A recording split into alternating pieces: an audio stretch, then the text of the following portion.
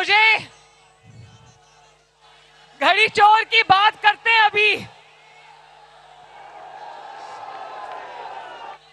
खुडिया वालों, मैं नवाज शरीफ से आप सबकी मोहब्बत को सलाम करती हूं और मैं ये बात जानती हूं कि खुडिया और कसूर कल भी नवाज शरीफ से मोहब्बत करता था, आज भी नवाज शरीफ से मोहब्बत करता है।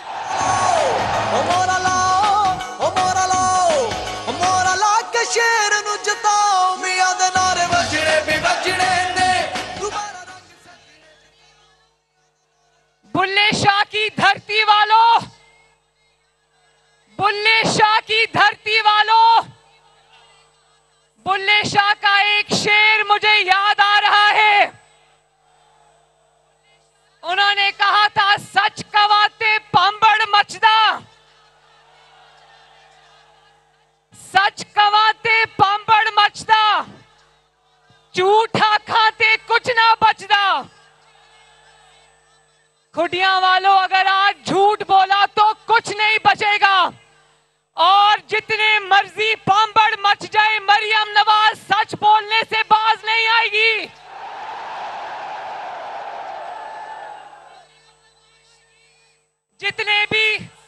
जितने भी भांबड़ मचाने हैं मचा लो। मरियम नवाज शरीफ 5 साल उन भांबड़ों में से गुजर के आई है, जल के आई है। मरियम नहीं डरेगी।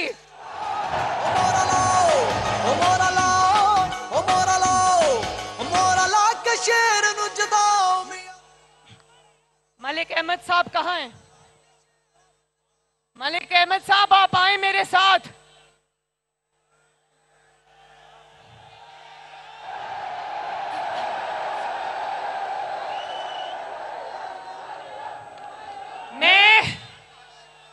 मैं कसूर को और खुडिया को सलाम करने आई हूं, लेकिन कसूर का शऊर बहुत जबरदस्त है। खुडिया वालों, कसूर ने तो 2018 में जब इलेक्शन चोरी किया गया, कसूर ने तब भी अपनी पूरी सीटें जीती थी माशाल्लाह।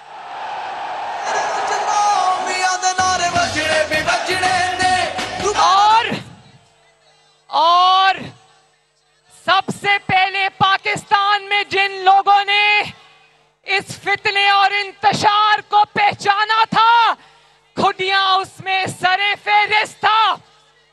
खुडिया ने 2018 में भी उस घड़ी चोर को कसूर में घुसने नहीं दिया।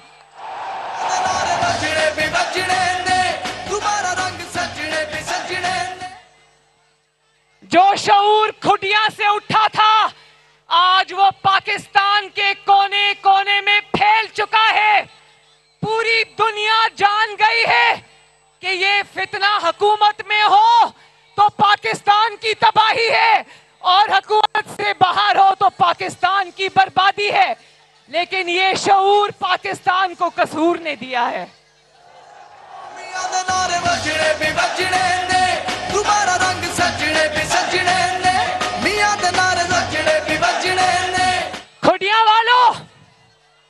खुडिया वालों, गीदड़ को लीडर का मास्क पहनाने की पूरी कोशिश की गई।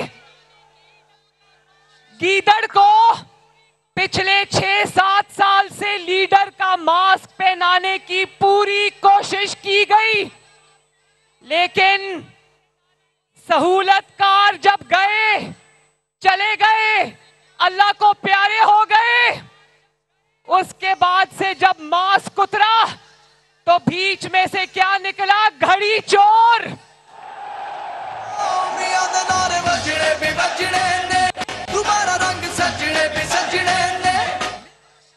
जब लीडर का मास्क उतरा तो बीच में से तोशा खाना चोर निकला। तोशा खाना चोर।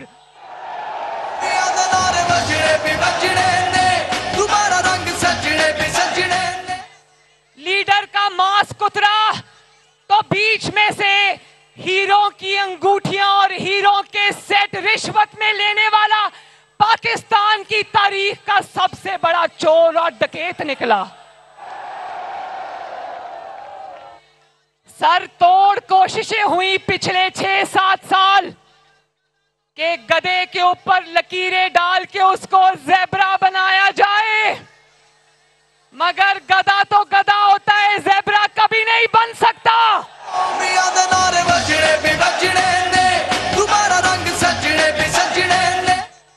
सहूलतकार जब रुखसत हुए तो गधे के ऊपर से लकीरें मिट गईं और अब वो गधा रियासत को दौलतियां मार रहा है।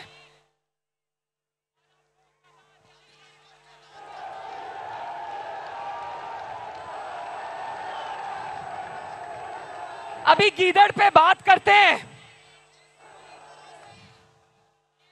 गीदड़ पे बात करते हैं अभी। लेकिन जिस बुरी तरह से ये फितना पाकिस्तान की 76 साल की तारीख में जिस तरह इसकी दुर्गत बनी, जिस तरह से ये जिल्लत और रुसवाई का इसका मुकद्दर बनी, पूरी दुनिया नहीं बल्कि सहूलतकारों ने भी कानों को हाथ लगा लिया।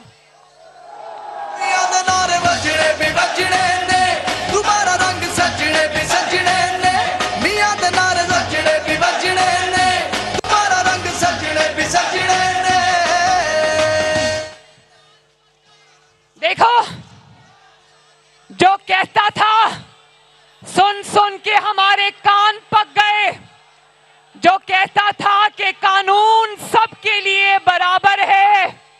मेरी बहनों बेटियों, मेरे बच्चों, मेरे नौजवानों, मेरे बुजुर्गों, जो ये कहता था कि कानून सबके लिए बराबर है, वो आज कानून का सबसे बड़ा मफरूर है।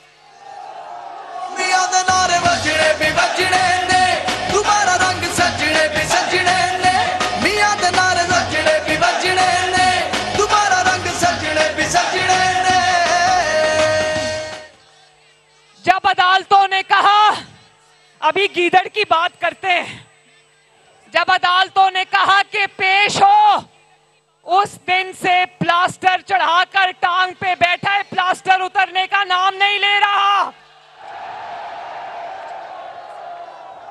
खुडियां वालों, छतों के लेंटर खुल जाते हैं लेकिन 5 महीने से टांग का प्लास्टर नहीं उतरा।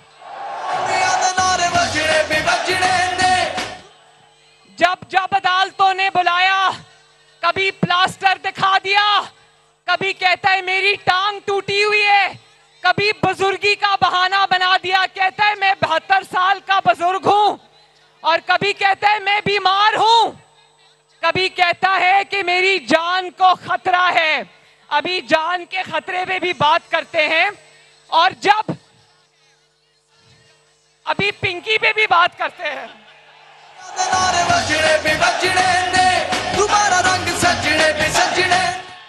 अदालत में पेश नहीं होता, छुप के जमानत पाक में चारपाई के मंजी के नीचे छुप जाता है।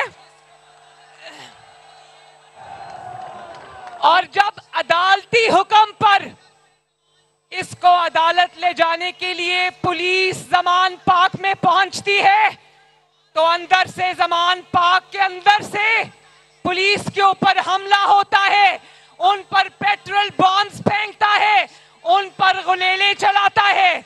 मैंने तो कहा आज ये इतना बड़ा जलसा है, मैंने कहा कि तुम दहशतगर्द हो। हमारे जलसे में हजारों लाखों लोग मौजूद होते हैं, किसी को पेट्रोल बॉम्ब बनाना आता है? किसी को गुलेल चलानी आती है? और ऊपर से रोना रोता है, बड़ा मासूम सा चेहरा बनाकर कहता है कि मेरी बीवी वहां पर जमानत पाक में अकेली थी, उस पर हमला हुआ। तो अगर तुम्हारी बीवी जमानत पाक में अकेली थी तो अंदर से पेट्रोल बॉम्ब क्या तुम्हारे जिन्नात फेंक रहे थे पुलिस पर?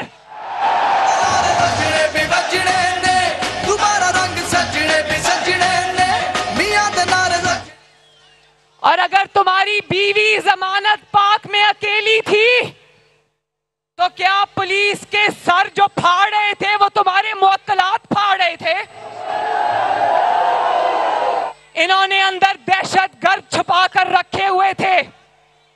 दहशत गर्दों की पनाहगाह बनाई हुई थी जमानत पाक।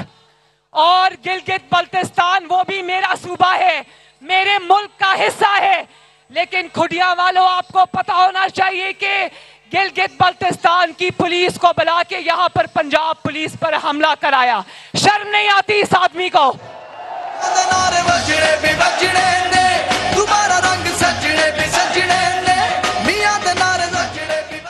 और अब आ जाओ गीदड़ पे। मुझे पता है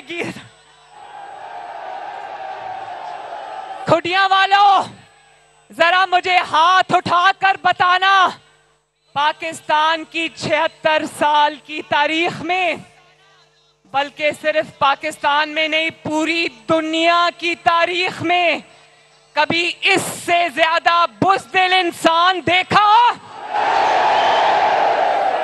वो देखो बुलेट प्रूफ ग्लास लगा हुआ मरियम नवाज यहां खड़ी है, वहां नहीं खड़ी।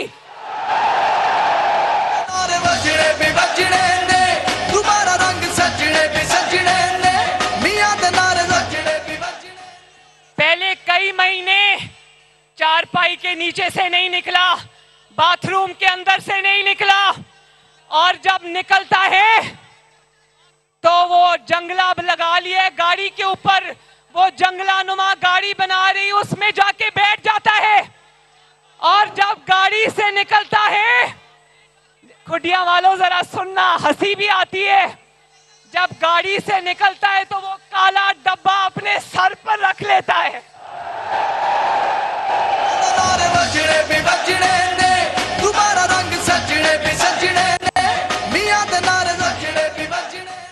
वो काला सा घूंघट निकाल के दुल्हन बन जाता है। बात करते हुए भी मुझे हंसी आती है।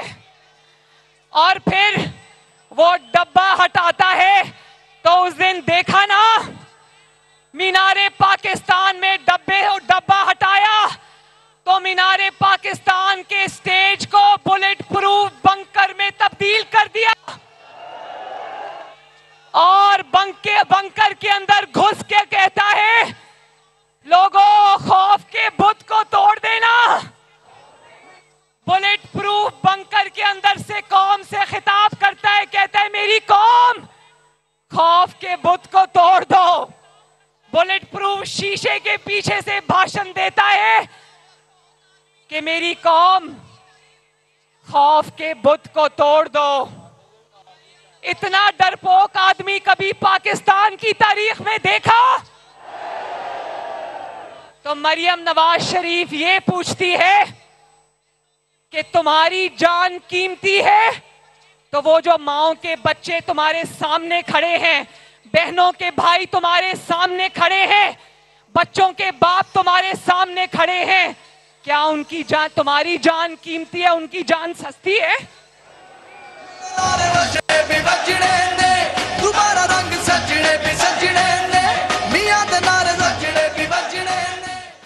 खुडिया वालों, इसके अपने बच्चे लंदन में महफूज हैं, उनको कोई उंगली नहीं उठा सकता उनके ऊपर, उनको कोई तकलीफ नहीं है, वो महफूज हैं। और कौम के बच्चों को इसने सड़कों पे मार खाने के लिए छोड़ा है। शर्म आनी चाहिए तुम्हें। और ये बात याद रखना, खुदा ना खास्ता अगर मौका आया और आप पर कोई तकलीफ आनी हुई तो सबसे पहले आपकी बहन मरियम नवाज आपके सामने खड़ी होगी।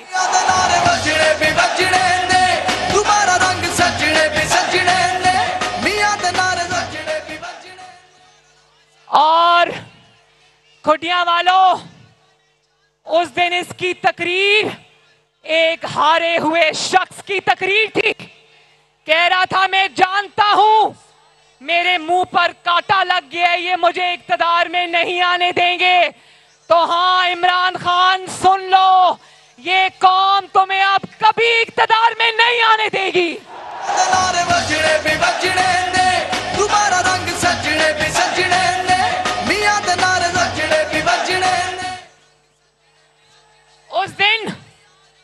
उस दिन 10 नकाती एजेंडा पेश कर रहा था, तो तो खुदियां पूछते हैं जब 4 साल इक्तदार में थे तब वो 10 निकाती एजेंडा कहां कंबल लेकर सो रहा था।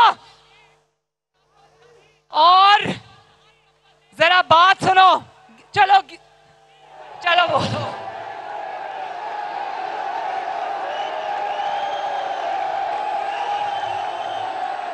भाई मुझे अब समझ आई है कि जितना कसूर और खुदियां गीदड़ को पहचानता है कोई और नहीं पहचानता।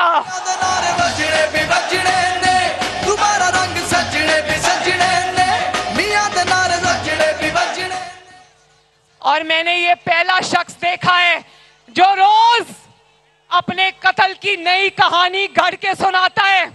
कभी कहता है ये एस्टैब्लिशमेंट मुझे कत्ल करना चाहती है, कभी कहता है राणा सनाउल्लाह मुझे कत्ल करना चाहता है, कभी कहता है पंजाब पुलिस के 5 लोग मुझे कत्ल करना चाहते हैं, कभी कहता है आईजी इस्लामाबाद मुझे कत्ल करना चाहता है, कभी कहता है मोहसिन नकवी मुझे कत्ल करना चाहता है। तो भाई एक पासे खलो जा।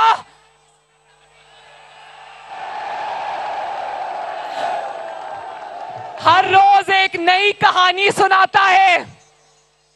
तो ऐसे बंदे को तो चिड़िया घर में पिंजरे के पीछे रखना चाहिए और इस पे टिकट लगनी चाहिए।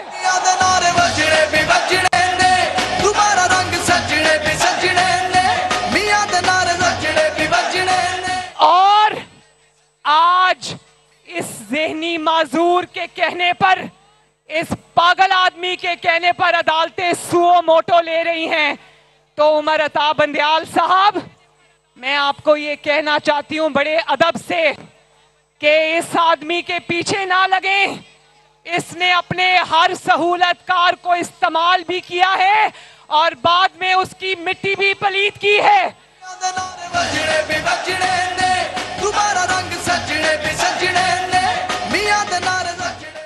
ये वो नाआकबतंदेश शख्स है जिसने अपने आप को तो डबोया है, इसने अपने सहूलतकारों को भी डबोया है। और या डबोता है या गालियां निकालता है। तो उमर अता बंदयाल साहब,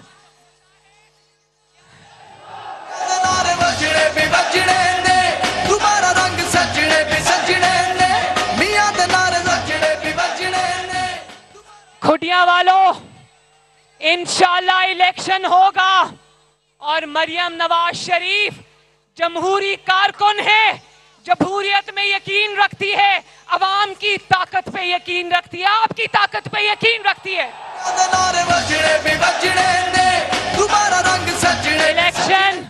इलेक्शन होगा, जरूर होगा, लेकिन इलेक्शन से पहले सिलेक्शन का फैसला होगा।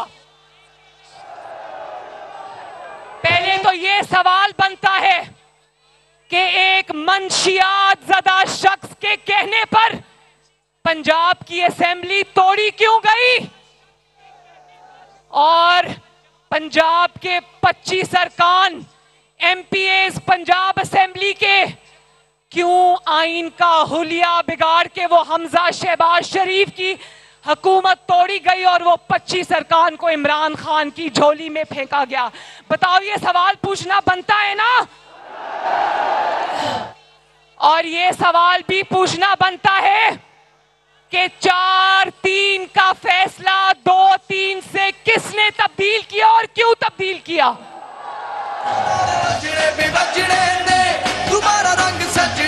क्या खुदियां वालों, क्या ये पाकिस्तान के अवाम से धोखा नहीं है। और जिस वक्त इमरान की पंजाब हुकूमत लाने के लिए चौधरी परवेज इलाही की झोली में पंजाब हुकूमत हमजा से छीनकर डालने के लिए जब तुमने 25 मेंबरान को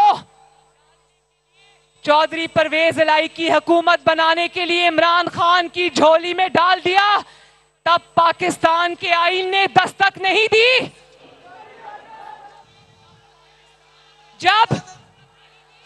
जब खुदियां वालों सुनना, जब एक मुंतखब वजीर आजम को, नवाज शरीफ को, आपके वजीर आजम को, आपके वोट से आने वाले को, जब एक बेटे से तनख्वाह ना लेने पर दफ्तर से बाहर कर दिया, उस वक्त आईने पाकिस्तान ने दस्तक नहीं दी।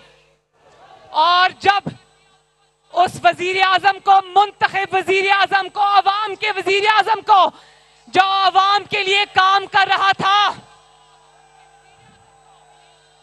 जब उसके खिलाफ साजिश की, जस्टिस खोसा, खुडिया वालों अपने दुश्मनों का नाम सुनो, साकिब निसार, जस्टिस खोसा, जब इन्होंने इमरान खान को कहा सड़कों पे मारे मारे क्या फिरते हो, नवाज शरीफ के खिलाफ दरखास्त हमारे पास लाओ, हम नवाज शरीफ को बाहर करते हैं, उस वक्त आईने पाकिस्तान ने दरवाजे पे दस्तक नहीं दी।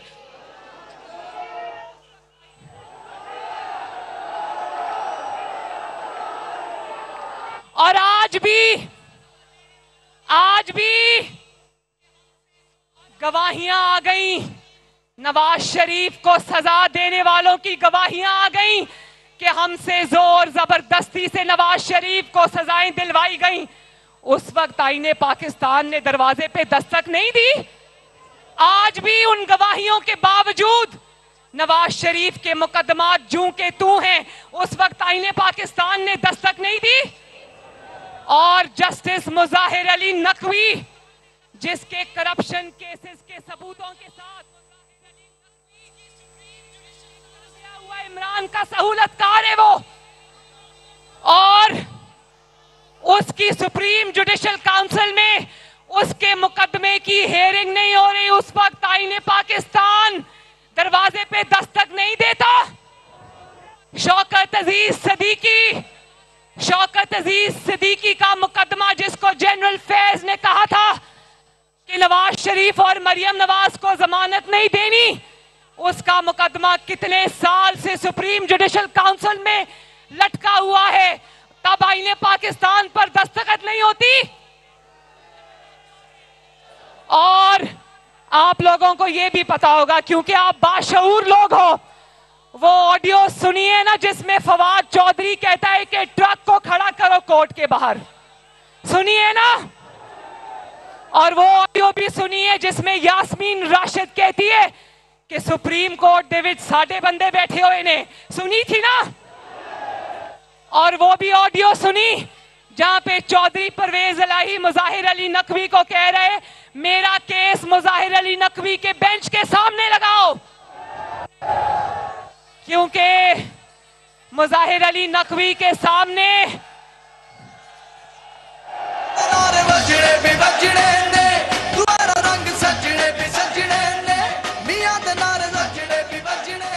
और जब इमरान की हुकूमत गई तो सुप्रीम कोर्ट ने कहा कि इसने आईन तोड़ा।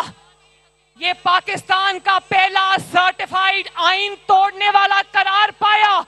कौम ये सवाल करती है कि इतना संगीन जुर्म करने वाले को तुमने खुला कैसे छोड़ दिया।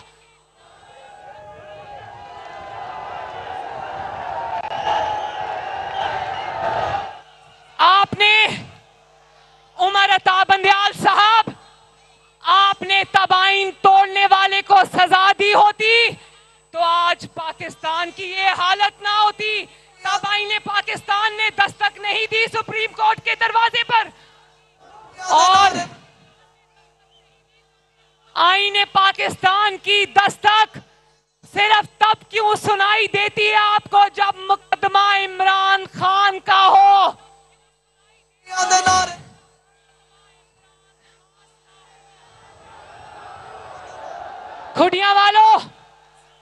खुडिया वालों, दस्तक इमरान खान की होती है और सुप्रीम कोर्ट समझती है कि आईने पाकिस्तान दस्तक दे रहा है।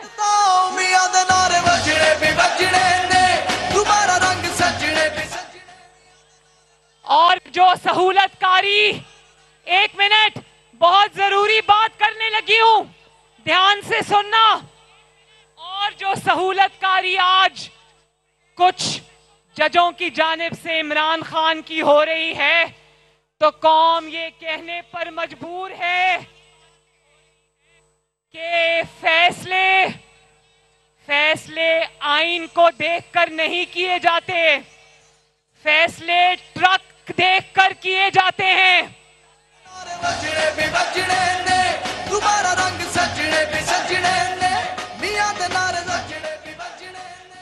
फैसले आईन और कानून के कहने पर नहीं होते, फैसले बेगमात बच्चों और दामादों के कहने पर होते हैं।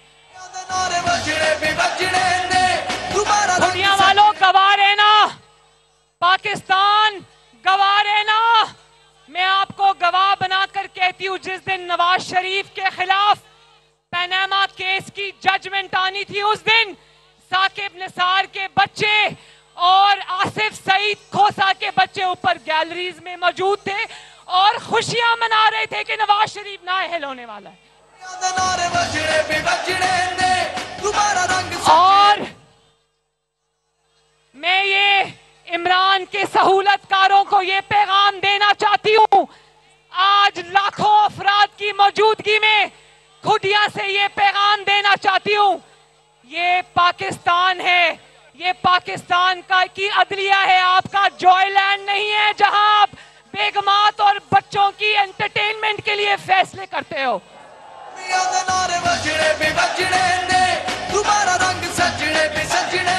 और शायद आपने सुनी हो या ना सुनी हो, मुझे कहते हुए भी शर्म आती है, लेकिन कौम को यह पता होना चाहिए कि साकिब निसार अपनी ऑडियो में ख्वाजा तारिक रहीम जो इमरान खान का वकील है, वो और साकिब निसार आपस में बात कर रहे थे, कह रहे थे मरियम बड़ा बढ़ बढ़ के बोल रही है, मरियम को ठोकने का कोई इंतजाम करो।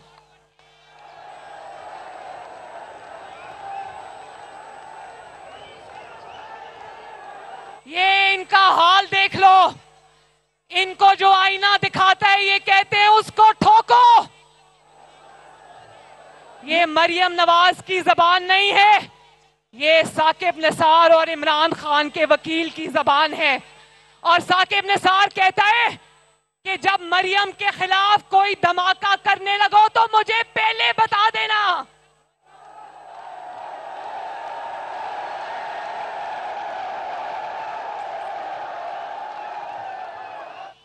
और खुडिया वालों, यहां पर कुछ ऐसे लोग मौजूद हैं जिनको आटा मिला, फ्री मिला।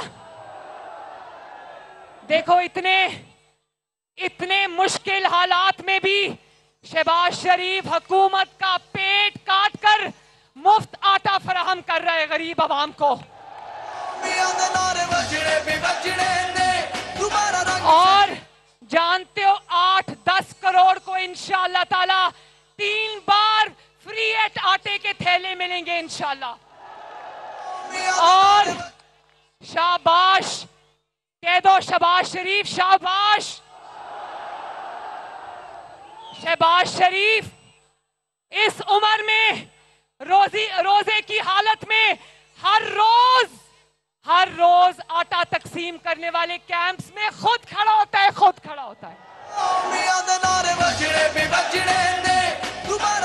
और चीफ जस्टिस ने फरमाया कि मुल्क में आटे के लिए कतारें लगी हैं। चीफ जस्टिस साहब जरा गौर से देखें, मुल्क में फ्री आटा बिक रहा है, कतारें लगी हुई हैं, लेकिन उससे ज्यादा लंबी कतारें इंसाफ लेने वालों की लगी हुई हैं।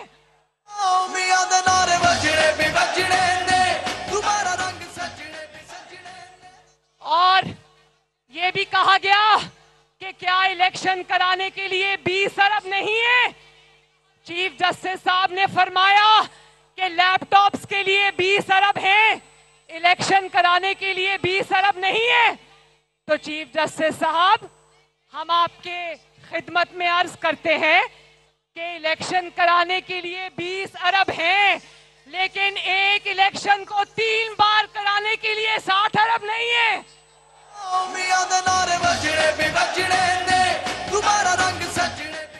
पहले पंजाब का इलेक्शन होगा, फिर खैबर पख्तूनख्वा का इलेक्शन होगा, फिर कौमी असेंबली का इलेक्शन होगा। ये पाकिस्तान है, 22 करोड़ अवाम का मुल्क है, गुड्डी गुड्डी का खेल नहीं है। भी बजने दे, दोबारा रंग सजने भी सजने दे। और आपको क्या लगता है कि जब शहबाज शरीफ वजीर आजम होगा, विफाक में शहबाज शरीफ की हुकूमत होगी, नीचे इंशाअल्लाह ताला जब पंजाब में मुस्लिम लीग नून जीत जाएगी, तो क्या ये कहेगा कि शहबाज शरीफ वजीर आजम है तो मैं मान लेता हूं नून लीग जीत गई? नहीं कहेगा।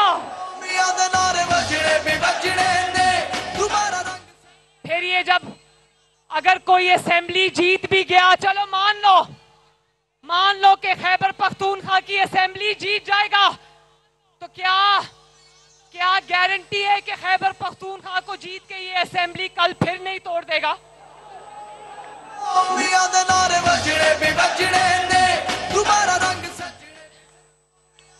और फिर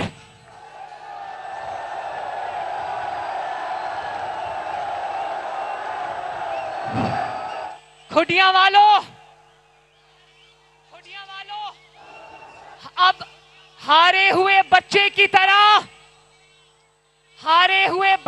तरह अब और कुछ समझ नहीं आ रहा। साइफर का ड्रामा फेल हो गया, अमरीकी साजिश का ड्रामा फेल हो गया।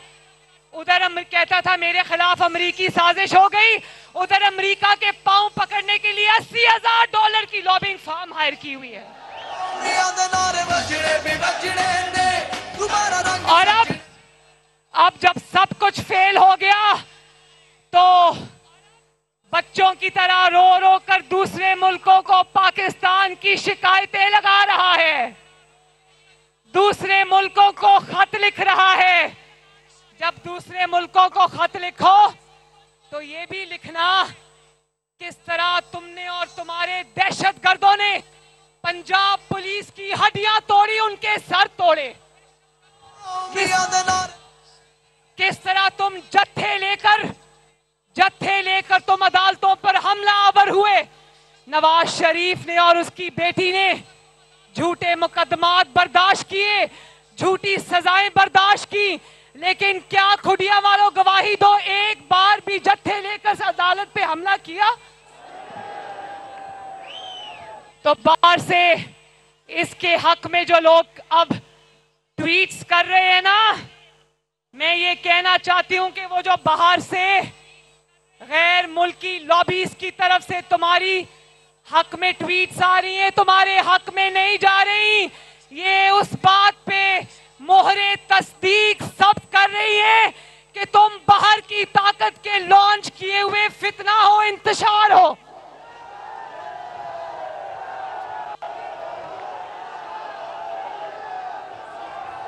बात यह है खुडिया वालों, बात यह है कि बात एक ही है, इसके सारे केस सच्चे हैं। क्या टिरियन खान इसकी बेटी नहीं? खुडिया वालों बताओ, क्या टिरियन खान इसकी बेटी नहीं? ना निगल सकता है ना उगल सकता है, निगले तो फंसता है, उगले तो फंसता है। ना माने तो सबूत मौजूद है, माने तो नाअहली इसका इंतजार कर रही है। और क्या तोशाखाना में इसने जो चोरियां की हुई हैं, जो तोहफे बेचे हुए, खाना काबा वाली घड़ियां बेची हुई, क्या वो सच नहीं?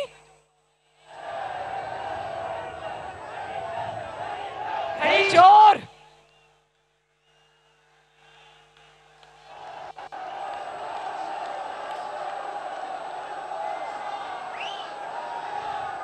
खुडिया वालों, इंशाअल्लाह इलेक्शन होगा, इलेक्शन ही वाहिद रास्ता है, लेकिन पहले तराजू के दोनों पलड़े बराबर करो और इलेक्शन करवा दो। एक तरफ नवाज शरीफ की थोक के हिसाब से पेशियां और दूसरी तरफ इमरान खान की थोक के हिसाब से जमानतें।